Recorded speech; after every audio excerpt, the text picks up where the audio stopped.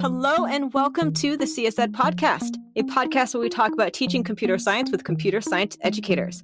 For context, we're recording this episode on September 21st, 2020. So potentially, some of the things we talk about will feel dated by the time you listen to this. May the future, though, when this podcast is released, be better than our present. With the disruption of COVID-19 and the latest calls for change in education due to racial inequality, this season's theme is where should we go from here? In hopes we can all take a pause and ask ourselves, if I had time to reflect rather than react, what should I be doing? I am your host, Kristen Stevens-Martinez, an assistant professor of the practice at Duke University, and joining me today is Manuel Pérez-Quiñones, a professor at the Department of Software and Information Systems at University of North Carolina at Charlotte. So he's just down the road from Duke University, though we were recording in our respective closets today. So Manuel, tell us about yourself. How are you doing? I'm doing okay.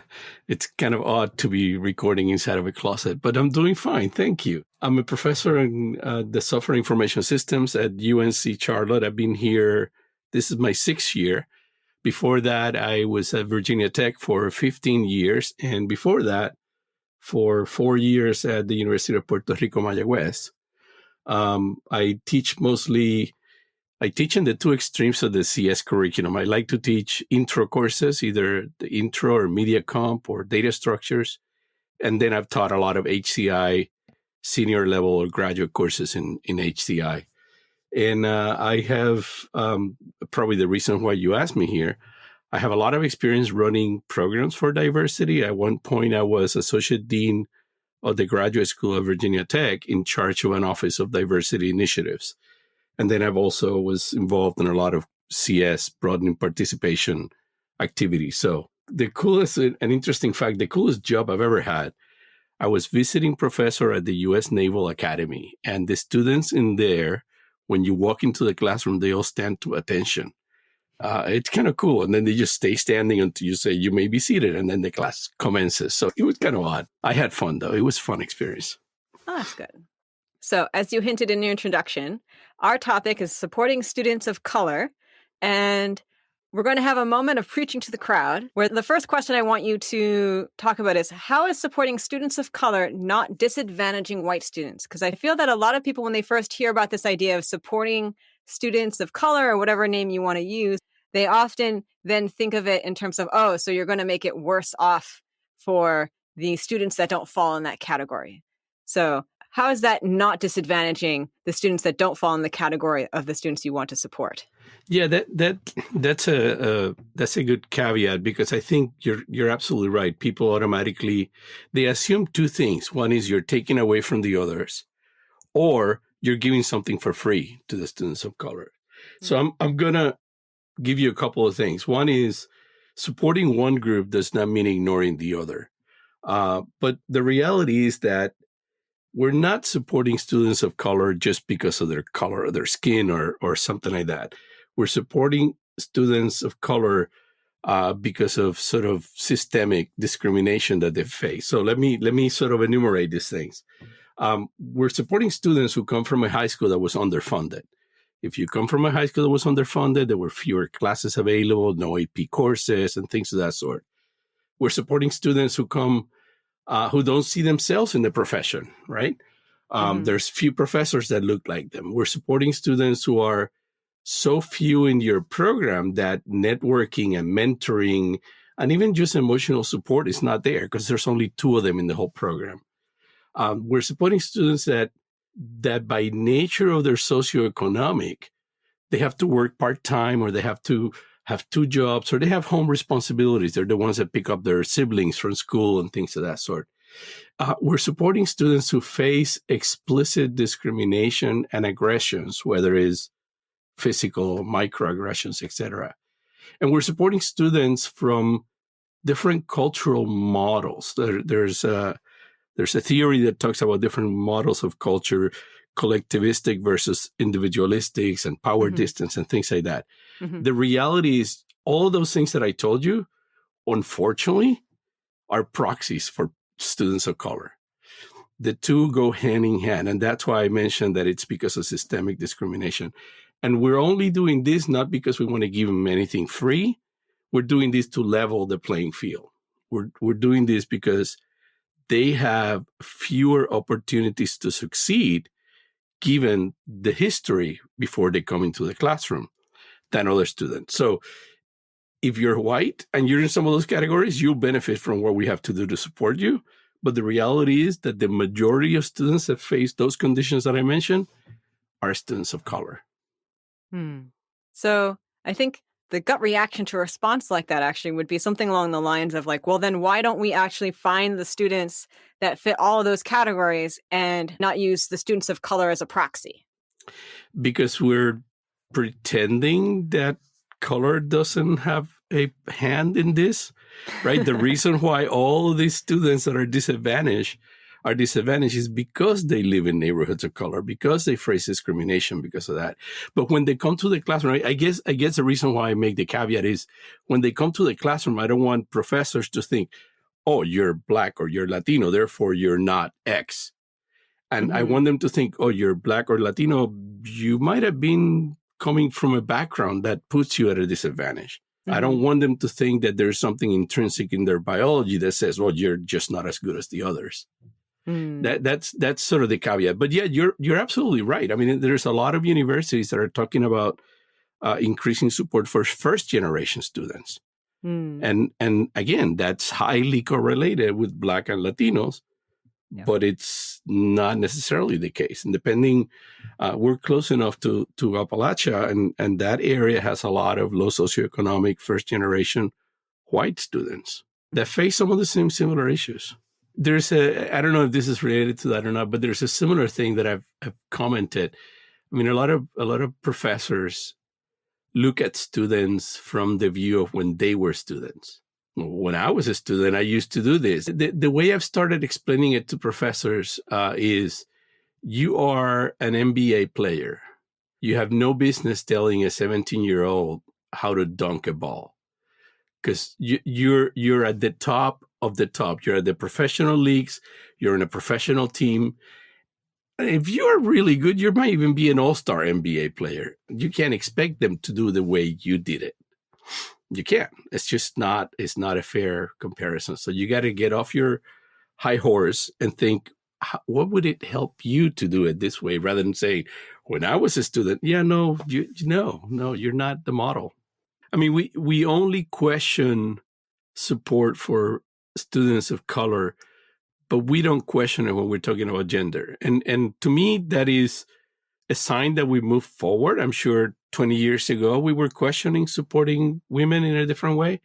So we have CRAW, NCWIT, Anita Borg, all these organizations that are providing support for women, and it's okay. We don't fight it. I mean, there's still a little bit of pushback, but I would like us to get to the point where we have a similar level of support at the high level for all the other students that are disenfranchised in computing, without saying, well, how is that fair?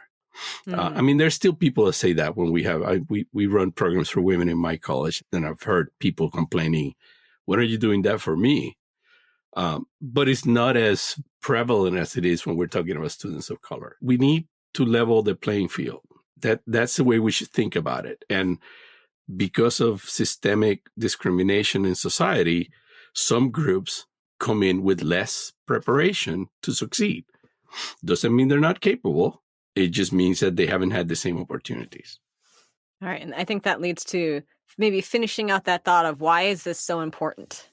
Yeah, I mean, that's at the heart of it, right? Is the difference between equality and equity, right? I think we make the mistake too often of saying, well, I treat everybody the same way. But everybody's not the same. It's thinking that because I give the same assignments to everybody and the same due date and I grade them all, blindly, not knowing who submitted it and all that, everything is equal for everybody. Well, it isn't. If they came with, a lack of preparation because of no fault of their own, it has nothing to do with intellectual ability. It has nothing to do with effort, intention. It has to do with the fact that my high school had no CS class, or my high school had only up till algebra, or, whatever.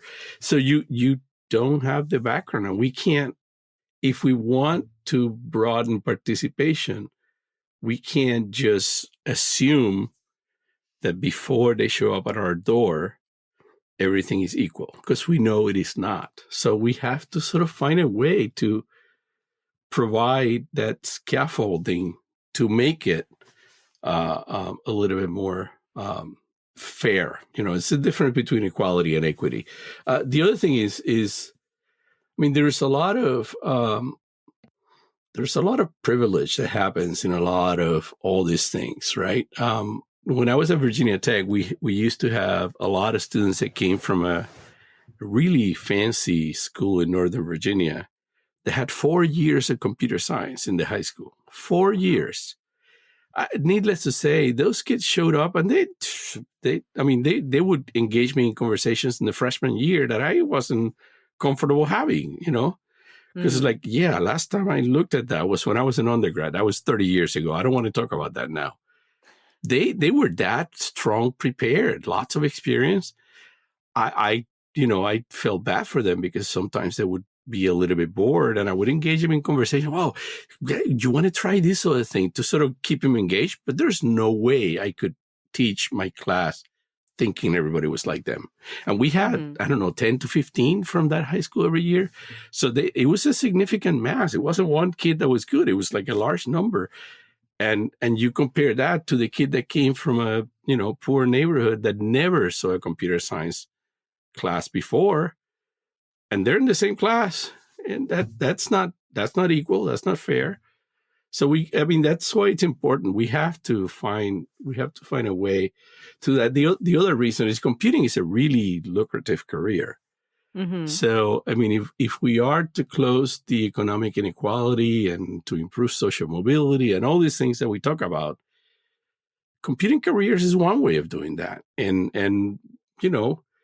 if we're keeping people out for the same reasons that keep inequality in society, economic inequality, we're part of the problem. We literally are part of the problem. It's not us computer science professors, not our fault that high schools are underfunded and are in the problems that they face.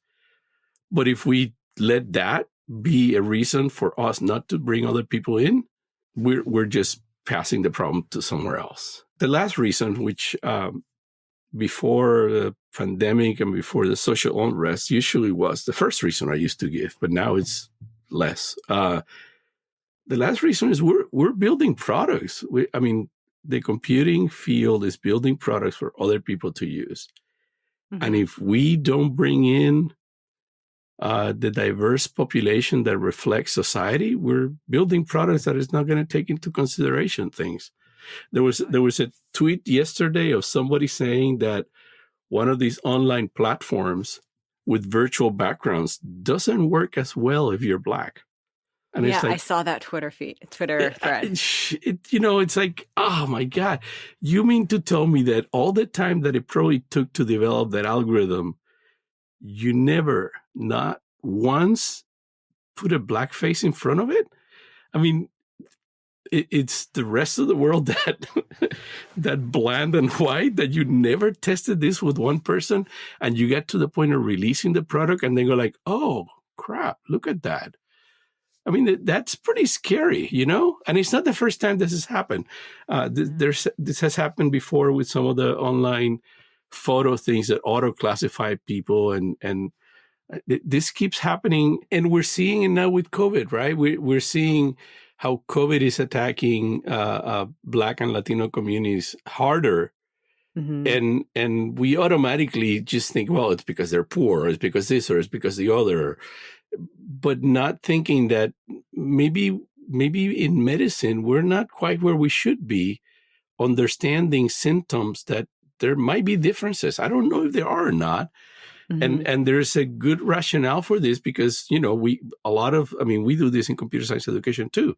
A lot of the experiments we run them in our classrooms or in our universities and again, the population there is not reflective of the whole society. So we're missing details in how we do science sometimes. That if there isn't a good argument from the sort of social justice and equity point of view, there's certainly a good argument for building better products for society. So, yeah, that's definitely one thing that frustrates me about products, because like another example are things like products that are geared towards women, and then you look at it and you're like, I don't think there was a woman on the team when they developed this thing.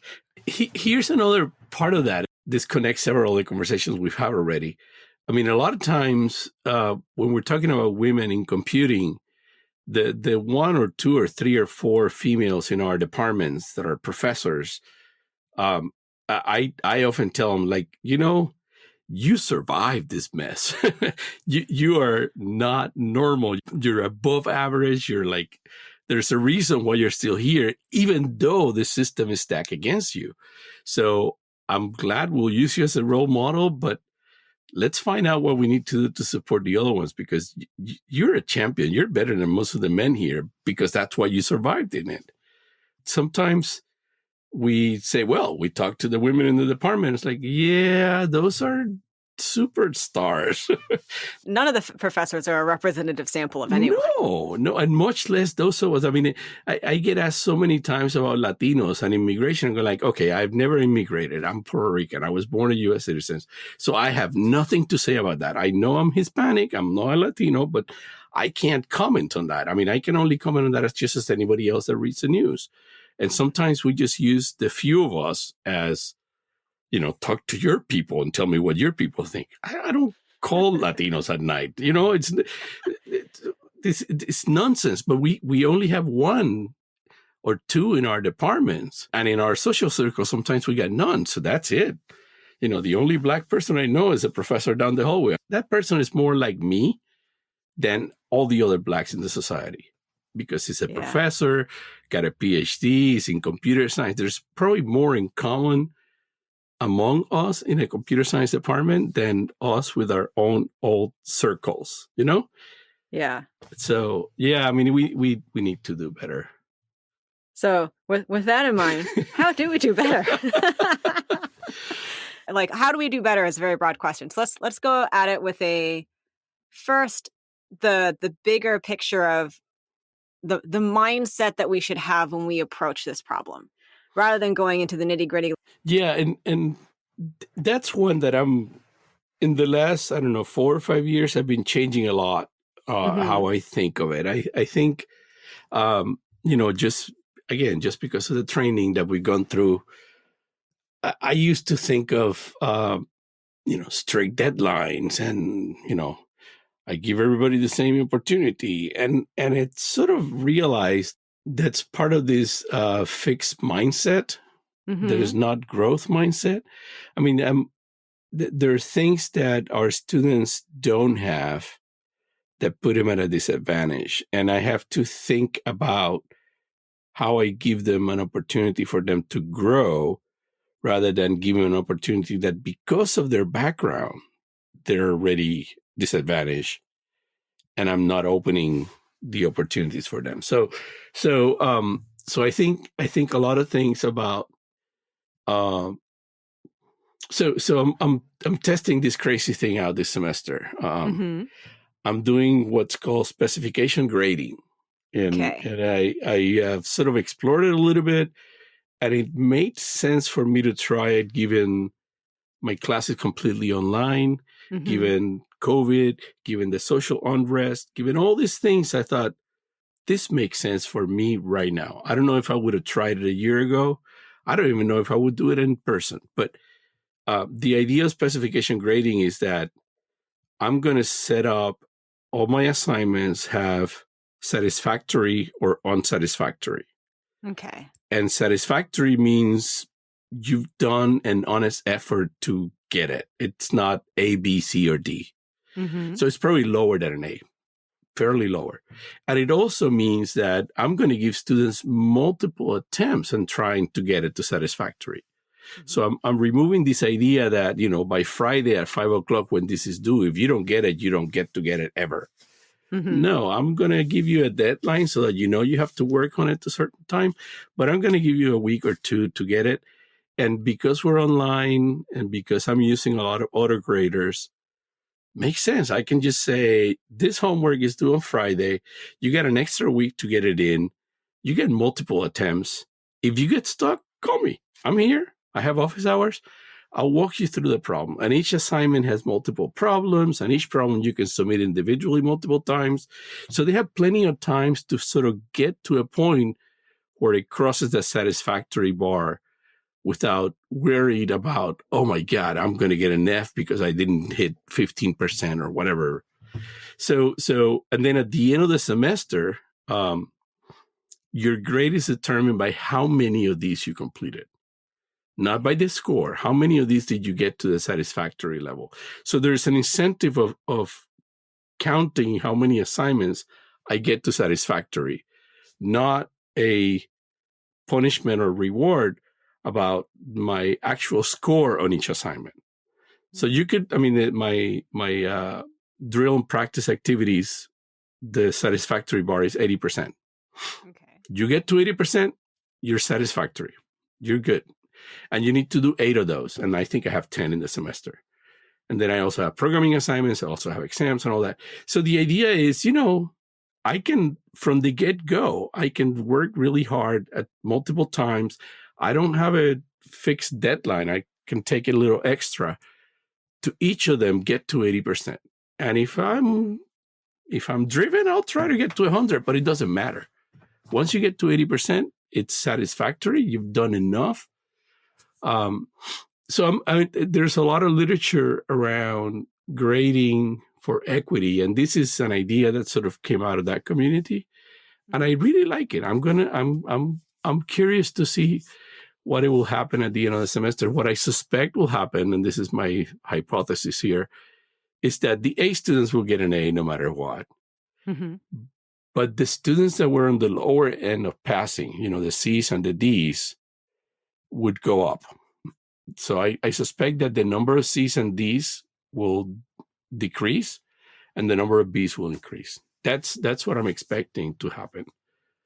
So, but I think the idea is that you need to go into the classroom trying to encourage a growth mentality on the students, trying to encourage the students to work a little harder and move forward rather than saying, well, if you don't get it, you don't get it. I don't have time to help you. And I think we do that way too much. Mm-hmm.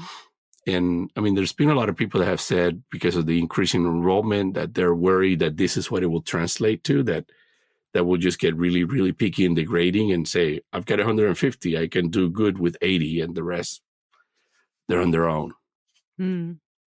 So let's see if I understand this correctly. You have 10 sets of problems, and the students can hammer at these problems all semester, even if they wanted to. And their goal basically is to pass 80% of the problems in each problem set? Yes. So I have drill and practice problems, which are, write a function that counts how many even numbers are in an array, that type of level, right? And mm-hmm. each one of those assignments has 5 to 8 problems. And I have 10 of those assignments. Okay. They need to get 8 of those 10 to get an A in the class. If they do, I think it's 7, they get a B. If they do 6, they get a C. If they do, I don't remember, 5, they're in a D. And now, for the A in the class, they have to get that. They also have 3 programming assignments, and they got to do 80% in all the programming assignments. Mm-hmm. They have 2 midterms and a final. The final is optional. And if you take the final, it will replace one of the 2 midterms. Mm-hmm. For the A, you got to get a 90% average on the exams. Mm-hmm. And there is another assignment that I do in my class. I call it a tech note.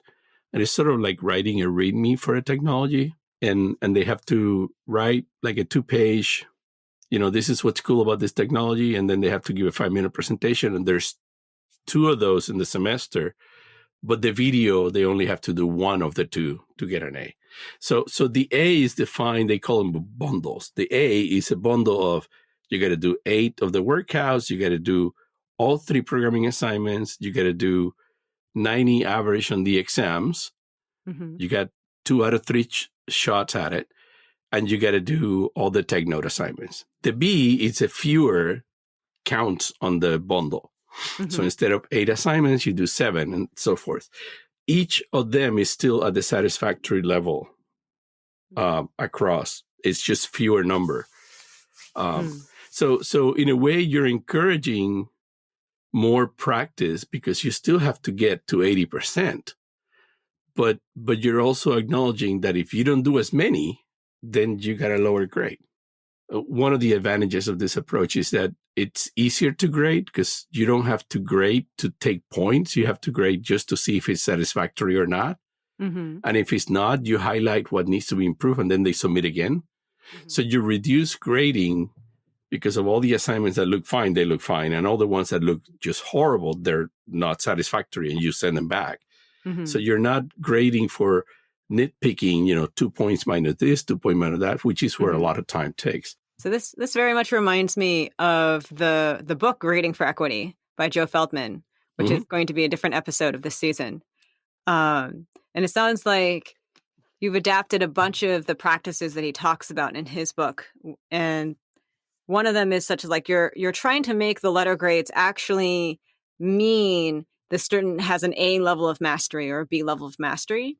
And rather than using the kind of flawed mathematics of you have X number of points and there are Y possible, so X divided by Y, that's what you get as your grade. Right. You're disconnecting that by having these criteria of like, if you want an A level, you need to do these particular things. If you want a B level, you need these particular things that kind of demonstrate that you've only mastered a B level of this material. Right. And it encouraged them to multiple attempts, right? And it removes this idea. I mean, I've always been frustrated with deadlines as a professor because it doesn't matter what deadline I put for an assignment. Invariably, I get busy with something and then I don't grade it for 2 days. And I always felt guilty. It's like, why did I ask him to turn this in by 5 p.m. on Monday if I wasn't going to look at it till Thursday? It's like, why am I making them be busy? And then I just sit back and do nothing. That always bugged me. And this removes that because the deadline is irrelevant. It's like, if you can submit it and keep working on it and submit it again. My gut reaction to your statement is that, well, you want to provide students with a reliable cadence to the class so they don't feel stressed by wondering when is the due date for this thing. Oh, absolutely. By the way, I have due dates for everything. And there is a, I think I've set them up to be like a week later. After that point is late. So, and the only reason why I have due dates is for them not to try to do them all the week before the final. There's no late penalty. It's all, you got to work on this a little bit every day to survive the semester. You can't just put it off for 2 weeks and then come back. Hence the deadlines and the due dates. The other aspect of the due dates is, for example, the first programming assignment that I'm about to throw at them later this week. Well, you should have done the workouts that came before because the knowledge it's related. So the due date is sort of trying to connect those things in a calendar, particularly for an online class where, there's no meeting. It's completely asynchronous. So. Do you explain that method behind the madness to the students? I have a half-hour video of the first day welcome to class going over that, yes. Would you be willing to make that kind of video available to anyone? I guess so. I didn't record it thinking of this being broadly available, but what I have basically is it's me walking over this portion of the syllabus that explains the grading and just sort of, going over the write-up and marking it. I think I was marking it with a pen and just talking. Say, if you do this, if you do that, if you get an A, this, and I have a little table that shows it. I could probably make that available. Yeah, absolutely. Because I think generally it would be useful, I think, for more of us to share the method behind the madness of our syllabus. Oh, absolutely.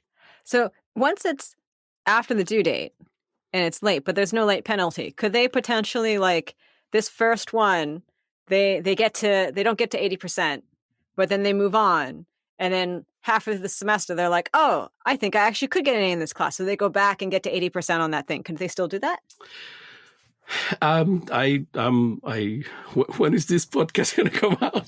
It doesn't come out until next semester, so don't worry. Okay, sorry, students. I'm willing to discuss it, but the reality is that the workouts, they're 10 and they need to do 8 to get an A. So even if you have one that doesn't get 80%, you still got 2 more that you could throw away. So there should be less of I want to go back and redo the first one to see if I get it to 80%. And there should be more of, if I keep practicing regularly, I should be hitting 80% in all of them. And there shouldn't be a reason, because you can drop too. So I'm hoping that won't be the case. But I've always told students is, look, I don't mind if you woke up halfway through the semester and became very responsible and did fantastically the rest of the semester. I don't mind going back and saying, yeah, you weren't here at the beginning. I'll give you a break on something, because it demonstrates that they're doing better. I have little sympathy for the one that is pulling a 60 on everything throughout the semester and shows up saying, can I get extra assignment? No, the regular assignments, you haven't done any honest effort. Why would I give you extra? Mm-hmm. But if their score is going up, if they sort of caught on late or life threw them a curve at the beginning of the semester and they're doing better at the end, I have no problem accommodating, because life happens outside of the classroom. All right. I want to be careful of time. What suggestions do you have for something we can do right now, what we can try and accomplish in a year, and what we should try to be accomplishing in 5 years? So right now, number one, grading. I think we need to do grading in a way that supports growth mentality. That means rewrites, more flexible deadlines, all the things that we just talked about. I think we pretend too much that students have nothing else happening in the world but my class, and they have all the time in the world to devote to my class. Yeah. And that's just not the reality, particularly for students of color. I mean, again, if you hear what we said at the beginning of what the high correlation is between the communities of color, low socioeconomic, multiple jobs, et cetera, et cetera. So that's first. The second thing I would say is we need to increase student support. I think we've accepted that we need student orgs for women, but we haven't quite accepted that we need student orgs for students of color, minorities. And I mean, computing is actually late on that. I mean, I think there's a lot of NESB for African Americans in engineering, SHIP for Hispanics in engineering, and we don't quite have the equivalent. There's a lot of efforts and things in place, but so consider being more flexible in tutoring hours. A lot of places are doing this with women. They're hiring the upper level women to be tutors and mentors to the younger women in the program. Why aren't we doing that with Black and Latinos too? I mean, a lot of these things, we need to increase the support for, particularly for the students of color. I mean, and the good news is that we know how to do this because we've been doing it for women for a few years. But the bad news is that we're somehow gun shy if we do that for Black or Latinos. It's like, you did it for gender. Why can't you do it for race and ethnicity? Yeah. The other one, and I wish I had a solution to this one, is we need to make faculty be more comfortable talking about these issues. Our faculty in computing, and probably not the case for computer science education, like you mentioned at the beginning, but in general, a lot of them are really uncomfortable addressing these issues. That discomfort, I think we all need to get past that. And the only way to get past it is to do it. Yep. All right. What about from a year from now? One thing that I've been saying a lot lately is that we need to use data. We talk about data-driven decisions and data this, data that, data the other. And I think we're hiding some things with data. I think we're using data in the wrong way. I think we look, I mean, I've heard this so many times in running diversity activities.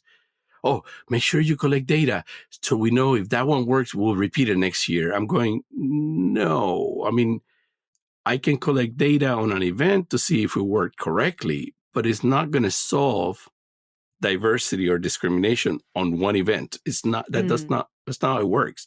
So you have to use data to identify problems, not data to congratulate yourself. I think we need to use data. We need to do more climate surveys. We need to identify what is it that is blocking our students from succeeding, rather than saying, I had a seminar, people liked it. The data shows that. That does nothing, because it doesn't break down the problems you have. So I mean, I think we need to start collecting data to identify problems, not to congratulate ourselves that we're doing the right thing. It's too easy to ask, did you like that? And go like, yeah, that was good. Out of politeness, you say that.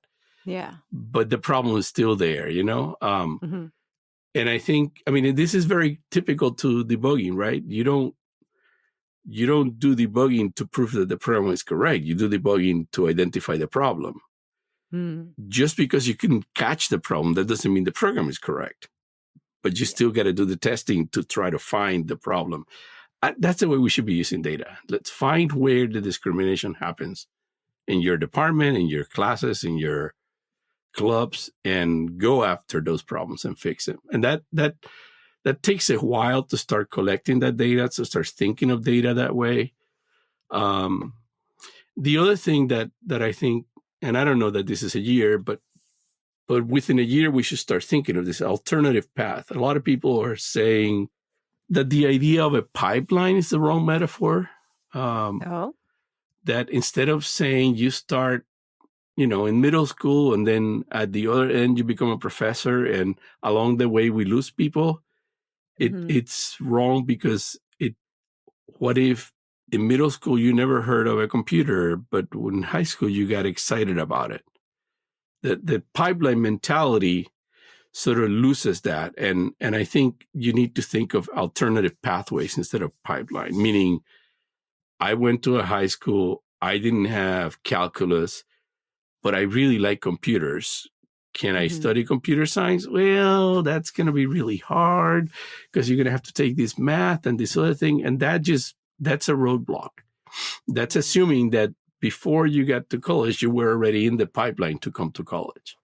Or people that got a degree in whatever discipline and then couldn't find a job, and then go, oh, look, there's lots of jobs in computer science. Let me go study computer science now. That's a person that coming into computer science, it's going to struggle. There's got to be a way that you can say, I just want computer science light because I have an accounting background. I mean, this is the idea of CS plus X that we've been talking about. We need to think of what those alternative paths are. And we're doing more of that. I think data science is forcing us to do that, because data science has so much of other things that they look like a CS light in some way. Yeah. They're not a CS degree, but they're very tightly connected to computer science, right? Yeah. So I think we're starting to consider that. I think we need to do more of that, of having those alternative. And we can't put them in place in a year, but we need to start thinking deeply about what that is, so that, your next question is in future years, we can start creating more programs that consider those things. Yeah. All right. So let's go with our last part. TLDL, too long didn't listen. What would you say is the most important thing you'd want our listeners to get out of our conversation? So, see if I can summarize this. When it comes to students of color, I think you cannot ignore their history. I think you cannot ignore the history of their background, their schooling, their communities. I don't think you can ignore the history that they've had in this country. I don't think you can ignore what's happening on the streets today. So the first thing is you got to consider that their success in the classroom is not just about intellectual ability, but it's a bunch of other things that are normally an uphill battle for them. And you need to find a way to say, yeah, those two things are tightly connected. So I know that's sort of really difficult for a lot of people, particularly in computing. I don't think we think of social. Well, that's not fair. People in HCI like me or in education do think about these things. But The other thing is, I think we need to come to terms with the fact that computer science is very, very interdisciplinary. It's not the old computer science where the heart of it was theoretical computation. I think there are a lot of parts of the field that have to do with other things, more applied, and somehow those areas tend to attract more people or more diverse people. I still don't quite understand why that's the case. And as a matter of fact, every time I say it, I cringe. But I think we need to think that computing is much more bigger than what we think it was, and that means change the courses, change the approaches, change the type of degrees. And the last one is, and this is so obvious that I don't know, it needs to be said. I see education as a collaborative effort. Education is not about us deciding what we teach. It's not about a curriculum that ACM gave us, that's what needs to be in this class.